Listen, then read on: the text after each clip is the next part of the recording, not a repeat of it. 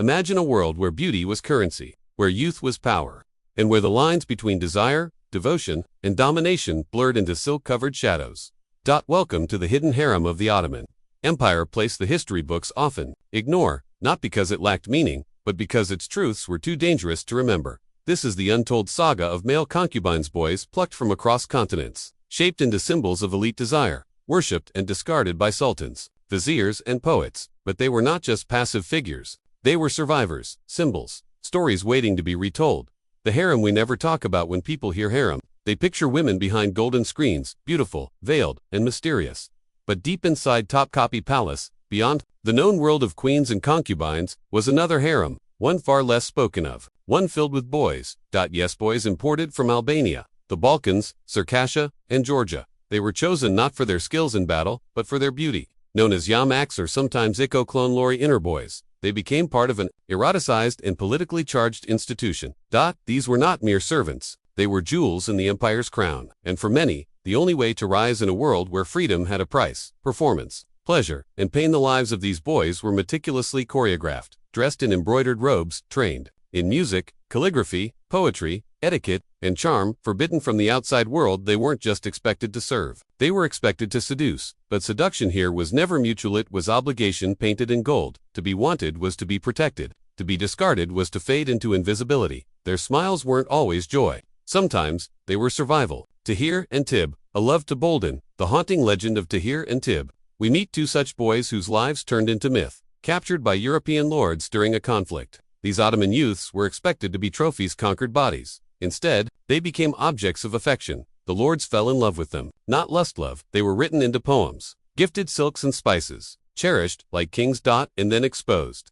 The scandal that followed was brutal. Imprisonment, public disgrace, forced separation.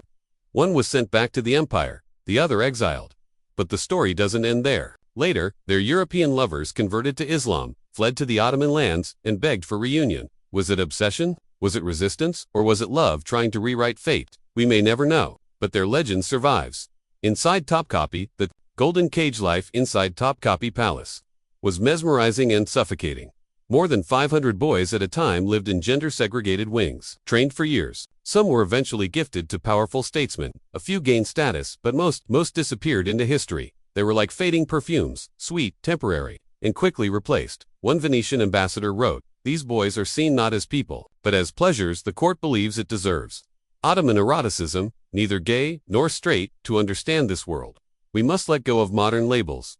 The Ottomans didn't use the terms homosexual or heterosexual. They didn't divide love into categories. Instead, desire was about power, role. Youth, the younger or passive partner, could still be celebrated so long as the hierarchy was preserved. Thus, many powerful men, sultans, viziers, military commanders, openly kept young male companions. In poetry, love for boys was elevated to divine beauty. Was it freedom, or just a new kind of control?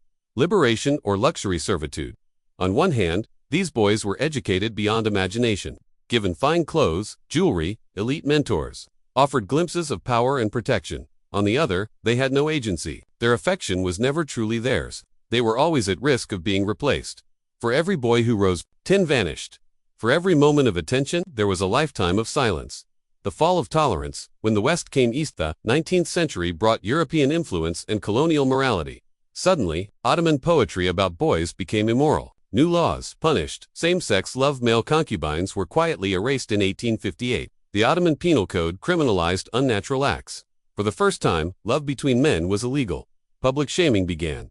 Heads were shaved, lovers were stoned. In alleyways, what was once power became punishment. Ahmed Sevdet Pasha's Lament, one of the last Ottoman intellectuals to witness this shift, wrote, "Women lovers have increased, and the love of boys has vanished, as though the people of Lot have been swallowed by the earth." It was not just a change in preference, it was a cultural erasure, and what was once written in gold ink became burned in silence. Remembering the unremembered today, only whispers survive. A poem found in a dusty archive, a portrait hidden beneath layers of restoration, a traveler's journal that dared to speak truth. But history owes these boys more than shame. They were part of the empire. They were products of empire, and sometimes they were the soul of it.